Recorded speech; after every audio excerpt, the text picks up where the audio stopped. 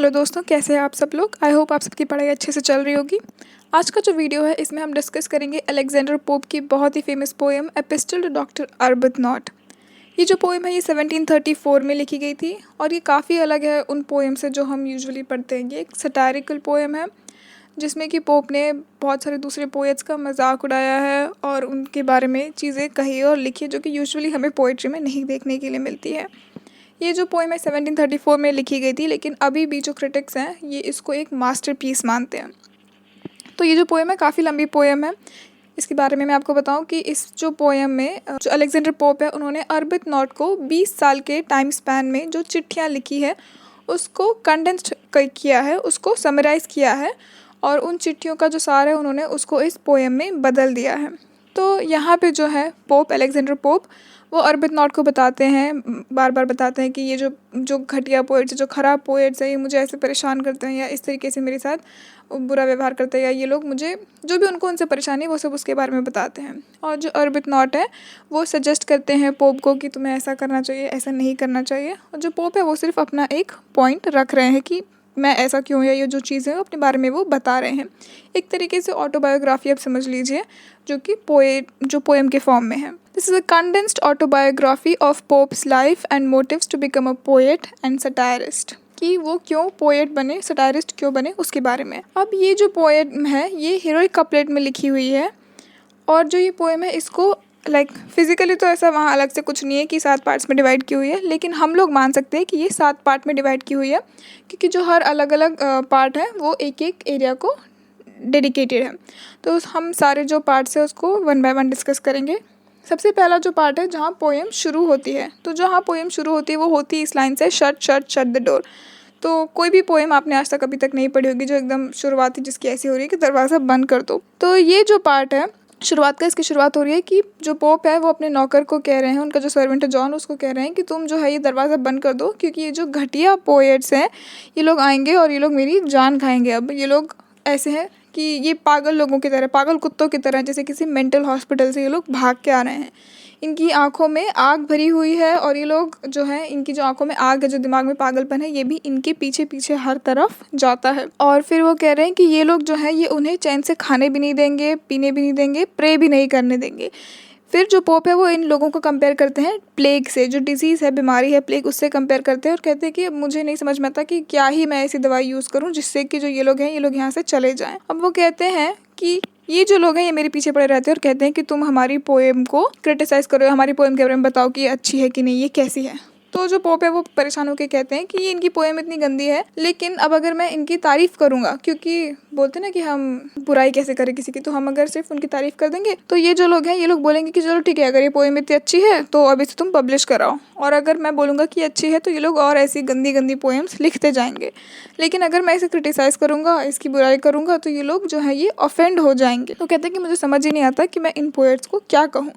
तो फाइनली वो क्या सजेशन देते हैं इन पोएट्स को, वो कहते हैं कि तुम 9 साल रुको इस पोएम को पब्लिश करने से पहले। जो भी तुम्हारा काम है उसे तुम 9 साल है उसे रहने दो और फिर तुम इसे पब्लिश करो। तो वो ऐसा मान के चल रहे कि शायद 9 साल में ये लोग कुछ सीख जाएंगे या कम से कम 9 साल तक तो जो बाकी लोग हैं वो इनकी इस गंदी पोएम से बचे रहेंगे। अब यही जो गंदे पोएट्स हैं ये जो है पोप को पैसे देने की कोशिश करते हैं, रिश्वतखोरी की कोशिश करते हैं, कुछ लोग उन्हें ब्लैकमेल तक करते हैं कि उनकी पोएम्स जो है वो पब्लिश हो जाए। ये जो हमारी पोएम का फर्स्ट पार्ट है।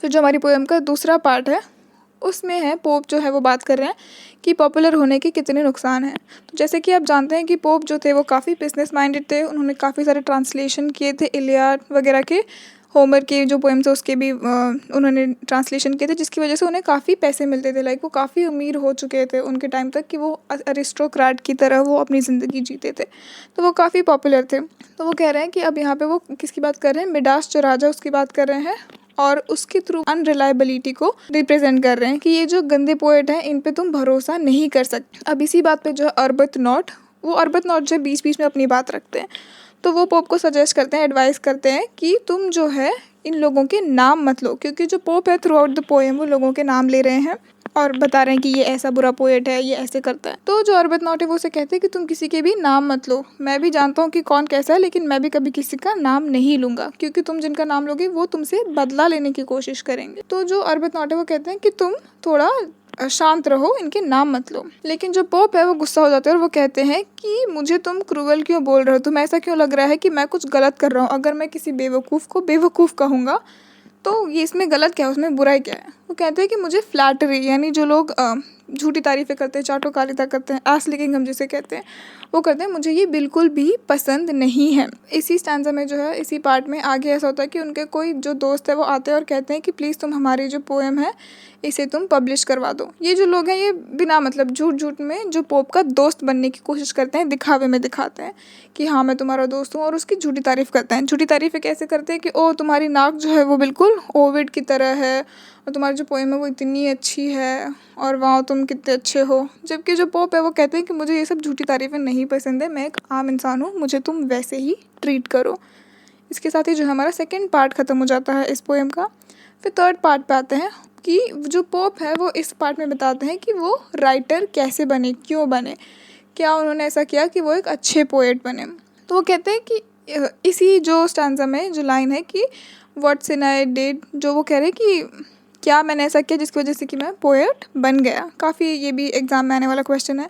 जो इंपॉर्टेंट है वो पहला वाला पार्ट है, shut shut shut the door, और इस स्टैंज़ा में जो लाइन है कि व्हाट सिन आई डिड, जिसकी वजह से कि मैं पोएट बन गया। तो वो कह रहे हैं कि मेरा जो कन्विक्शन है उसने मुझे राइटर बनने की तरफ धकेला। उन्होंने कहा कि ये उनकी दिल की इच्छा थी, ये उनके अंदर की आवाज़ थी जो उन्हें बताती रही कि हाँ बाबा तुम्हें लिखना चाहिए। उन्होंने कभी भी पैसों के लिए नहीं लिखा है या तारीफ़ के लिए नहीं लिखा है। वो एक मैन ऑफ वर्चू है, उन्हें सही और गलत के बीच में समझ में आता है फ़र्क, और वो सही चीज़ करना चाहते हैं। फिर जो है अर्बित नॉट वो उसको पूछते हैं कि ठीक है तुमने खुद के लिए लिखा क्योंकि तुम्हें अच्छा लगता था लिखना, लेकिन तुमने पब्लिश क्यों किया। तो जो पोप है वो कहते हैं कि मैंने पब्लिश किया क्योंकि जो मेरे दोस्त हैं उन लोगों को मेरा लिखा हुआ पढ़ना अच्छा लगता था, जो लोग थे उन्हें भी मेरा लिखा हुआ पढ़ना अच्छा लगता था, जिससे कि है मुझे लिखने में, जो मैंने लिखा है उसको पब्लिश करवाने में प्रोत्साहन मिला, और फिर इसीलिए मैंने अपना जो काम है वो पब्लिश कराया। इसके साथ ही जो हमारा थर्ड पार्ट है वो ख़त्म हो जाता है। अब जब हम फोर्थ पार्ट पे आते हैं तो यहाँ पे जो है पोप बताते हैं कि मैं दूसरे पोएट्स पे अटैक क्यों करता हूँ, मैं क्यों उनके बारे में ऐसी चीज़ें लिखता हूँ। तो वो कह रहे हैं कि पहली चीज़ तो ये कि मुझे फ़र्क ही नहीं पड़ता कि ये जो घटिया पोएट्स हैं इनको मैं कुछ भी कहूँ, इन्हें जो भी लगता हो अच्छा बुरा, मुझे फ़र्क नहीं पड़ता। फिर इसी स्टैंज़ा में जो है वो इन घटिया पोएट्स को बेवकूफ़, गधे और कुत्तों से कंपेयर करते हैं, मकड़ियों से भी कंपेयर करते हैं। वो कहते हैं कि मैं कुछ भी कर से इनसे छुटकारा पाना चाहता हूँ, मुझे और कुछ नहीं चाहिए। फिर जो है वो एक पोएट फिलिप्स, उसको कहते हैं कि ये एक इंटेलेक्चुअल थीफ है, ये चीज़ें चुरा चुरा के यहाँ वहाँ से लिखता है। ग्रीक लिटरेचर जो है उसको ट्रांसलेशन करता है, लाइक उधर से चीज़ें चुराता है ताकि इसको पैसे मिलते रहें।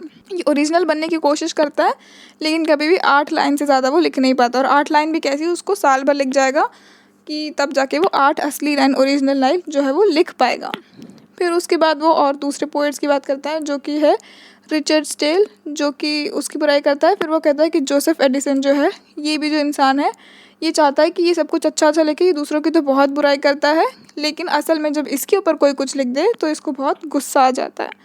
फिर वो लॉर्ड फेलिक्स की बात करते हैं जो कहते हैं कि ये जो इंसान है इसको बहुत अपनी तारीफ़ पसंद है, इसकी बस तारीफ़ करते रहो, और ये इसी तरीके से जो है पोप वो सबके नाम ले लेके उनकी बुराई कर रहे हैं कि ये इंसान ऐसा है, ये इंसान वैसा है। जबकि मोस्टली हम लोग अगर किसी को किसी की बुराई करनी भी है तो एटलीस्ट पब्लिक में जो चीज़ आप पब्लिश कर रहे हो तो आप किसी का नाम नहीं लोगे। लेकिन पोप जो है वो यही कह रहे हैं कि मैं किसी से डरता नहीं हूँ, तो मैं तो सच ही कहूँगा, जो है सबके सामने कहूँगा।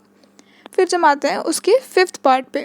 अब जो फिफ्थ पार्ट है इसमें जो पोप है अपने करियर के बारे में बता रहे हैं, और फिर पोप कह रहे हैं कि प्लीज़ जो घटिया पोएट है तुम यहाँ से जाओ और मुझे शांति से जीने दो। और फिर वो बता रहे हैं कि कैसे वो एक क्रिश्चियन है। आप जानते हैं कि पोप जो है वो कैथोलिसिज्म को फॉलो करते थे, जिसकी वजह से उन्हें काफ़ी परेशानियाँ अपने जीवन में झेलनी पड़ी, क्योंकि जिस वक्त में, जिस दौर में वो जी रहे थे उस वक्त कैथोलिक्स को लोग बुरा मानते थे, और जो प्रोटेस्टेंट्स हैं उन लोगों का रूल चलता था।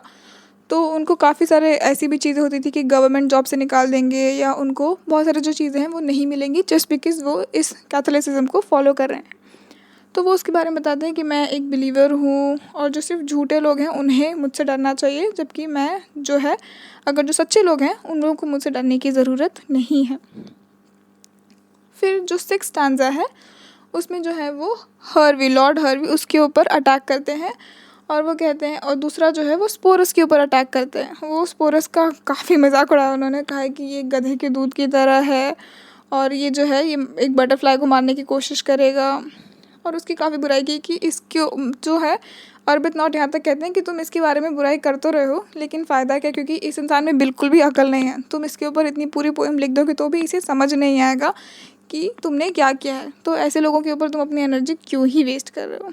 फिर वो कहते हैं कि इसको बस मटेरियलिस्टिक चीज़ों में इंटरेस्ट है और फ्लैटरी जो है कि तुम इसकी तारीफ़ करते रहो, चाटुकारिता करते रहो, उसे बस वही अच्छा लगेगा। और उसके अलावा ये भी है कि जो स्पोरस है वो होमोसेक्सुअल है, तो वो उसे कंपेयर करते हैं कि कभी ये आदमी बन जाता है, कभी ये औरत बन जाता है और इसे कुछ भी समझ नहीं है। अब इसी के साथ जो है हम इसके पोएम के लास्ट स्टैंजा पे आ जाते हैं, जिसमें कि जो पोएट है पोप, वो अपने बारे में बात करते हैं, अपने बारे में बताते हैं, अपने घर वालों के बारे में बताते हैं। और वो चाहते हैं कि आर्बुथनॉट जो है वो बिलीव करें, कि वो बताते हैं सब अपने बारे में कि जो मेरे पापा हैं और जो मेरी मम्मी है, तो जो इनके जो दुश्मन आप कह लीजिए, उन लोगों ने इनके पापा मम्मी का भी बहुत मजाक उड़ाया हुआ है। जबकि आप अगर देखें तो अगर दो लोगों के बीच में दुश्मनी है, जो कंटेम्प्रेरी है, जो राइवल्स हैं, उन लोगों को जो है लड़ाई अपने तक रखनी चाहिए, किसी के घर वालों को बीच में डालने की ज़रूरत नहीं है। लेकिन जो उनके राइवल्स थे उन्होंने उनके घर वालों को भी नहीं बख्शा था। उन्होंने कहा था कि इनके जो पिताजी हैं, पोप के पिताजी, वो ऐसे ही एक गँवार किसान हैं, या जो वो बैंकरप्ट हो चुके हैं, उनके पास पैसे नहीं हैं। उनकी माँ के लिए भी ऐसी चीज़ें कही गई। जबकि जो पोप है वो बताते हैं कि जो मेरे पिताजी हैं वो एक अरिस्टोक्रेट हैं, और जो मेरी माँ है वो भी नोबल वुमन है, और उनके जो भाई थे 3 भाई, वो सब भी राजा के साथ में जुड़े हुए थे। उनका जो एक भाई है उसमें से वो स्पेन में एक काम कर रहा है, लाइक अच्छी पोजीशन पे काम कर रहा है। दूसरा भाई जो है वो राजा की ही जान बचाते बचाते उसकी मौत हो गई थी। तो वो एक नोबल फैमिली को बिलोंग करते हैं, इसके बारे में वो बताते हैं। और बताते हैं कि मैं कैसे एक अच्छा सिटीज़न हूँ, मेरे घर वालों ने मुझे अच्छी सीख दी है, अच्छी पढ़ाई दी करवाई मुझसे। और वो कहते हैं कि मैं जो है अपना ज़िंदगी सिर्फ शांति से गुजारना चाहता हूँ, और मैं परेशान नहीं होना चाहता इन लोगों से। और फिर वो आर्बुथनॉट को भी विश करते हैं कि मैं चाहता हूँ कि तुम्हारी भी ज़िंदगी में कुछ परेशानियाँ ना हो, सब कुछ अच्छे से निकल जाए। इसके साथ ही जो है वो ये पोएम ख़त्म कर दे। तो ये तो हमारी पोएम की समरी हो गई।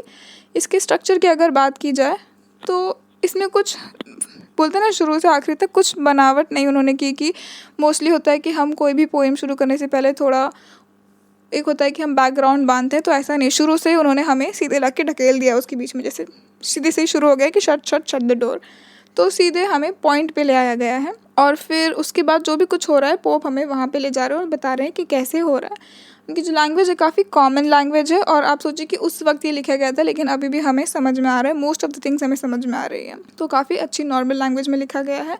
इसमें बहुत सारे कॉन्ट्रास्ट और कॉन्ट्राडिक्शंस आपको देखने के मिलेंगे। और उस वक्त की जो एज है उसके बारे में मैंने ऑलरेडी वीडियो बना चुकी हूँ। न्यू क्लासिकल एज के बारे में मैंने 3 वीडियोज़ बनाए हैं। अगर आपको डिटेल में उसके बारे में जानकारी चाहिए तो आप वो वीडियोस चेक कर सकते हो, उसकी लिंक मैं यहाँ डिस्क्रिप्शन में ऐड कर रही हूँ। इसके अलावा जो इसमें इंपॉर्टेंट चीज़ें हैं, 2 इंपॉर्टेंट चीज़ें मैं आपको बताना चाहती हूँ कि जो पोएट है वो इस पूरी पोएम में 3 चीज़ों के बेसिस पे वो अपने आप को सुपीरियर मानता है इन गंदे पोएट से। पहला कि he doesn't need to sell his muse, वो जो पोएम लिखता है उसे बेचने की ज़रूरत नहीं, वो पैसे कमाने के लिए नहीं लिख रहा है। दूसरा ये कि वो एक बहुत ही अच्छा पोएट है और ये बात वो बहुत अच्छे से जानता है। और तीसरा ये कि उसे अपने ऑनर में कुछ भी कॉम्प्रोमाइज़ करने की ज़रूरत नहीं है। वो जो कर रहा है उसे पता है कि वो उसमें अच्छा है, और इसीलिए वो किसी की खरी खोटी 2 बातें नहीं सुनेगा। इसके अलावा जो दूसरी चीज़ है, उन्होंने काफ़ी मजाक उड़ाया है दूसरे पोएट्स का। और जो इसमें एक और इम्पॉर्टेंट चीज़ है जो एक काफ़ी बार एग्ज़ाम में आता है, वो है बूफो और बूवेज वाला। तो मे एवरी बूफो गेट बूवेज, यानी जो बूवेज है वो एक ऐसा पोएट है जिसमें कोई स्किल्स नहीं है, उसे कुछ नहीं आता है, वो सिर्फ क्या है, फ्लैटर ही कर सकता है, झूठी तारीफ़ें कर सकता है। तो उस वक्त जैसे कि आप जानते हैं कि पेट्रन सिस्टम चलता था, तो वो जो ऐसा बूवेस है ये सिर्फ एक बूफो को ढूंढने की कोशिश करता है कि मैं तो गंदा पोएट हूँ, मैं जानता हूँ, मैं क्या करूँगा, मैं एक बूफो को ढूंढने की कोशिश करूँगा जो मेरी इस गंदी पोएट्री को सपोर्ट करता रहे, ताकि मेरा पेट चलता रहे, लाइक मेरा घर में चूल्हा चलता रहे, खाना बनता रहे। तो ऐसे पोएट्स से जो है पोप बहुत चिढ़ते हैं, उन्हें बिल्कुल ऐसे लोग पसंद नहीं हैं जो पैसे के लिए लिख रहे हैं लेकिन वो अच्छे पोएट्स नहीं हैं। वो इसलिए नहीं लिख रहे क्योंकि वो अच्छे पोएट हैं, पैसे के लिए लिख रहे हैं। ये चीज़ पोप को बिल्कुल भी पसंद नहीं। तो यहाँ पे जो है मैं एपिस्टल टू डॉक्टर आर्बुथनॉट की समरी जो है ये इस वीडियो को ख़त्म कर रही हूँ। अगर आपको इसका डिटेल में लाइन बाय लाइन एनालिसिस चाहिए तो मैंने इस पूरी 400 से ज़्यादा लाइन की जो पोएम है, 415 लाइन की पोएम, इसकी मैंने 5 वीडियोस बनाए हुए हैं, उसको 5 पार्ट्स में डिवाइड किया है। उसकी लिंक मैं यहाँ डिस्क्रिप्शन में शेयर कर रही हूँ, आप वहाँ से चेक कर सकते हैं। आपको एग्ज़ाम में जो भी रेफरेंस टू कॉन्टेक्स्ट टाइप के क्वेश्चन आएंगे। अगर आपने ये पोएम रीड की है तो आपको अच्छे से समझ में आ जाएंगे। So I hope you enjoyed this video. और आपको अगर मेरा वीडियो अच्छा लगा, आपको मेरा कंटेंट अच्छा लगता है तो प्लीज़ सब्सक्राइब कीजिए, उससे मुझे मोटिवेशन मिलता रहेगा कि मैं और वीडियोज़ आपके लिए बनाऊँ।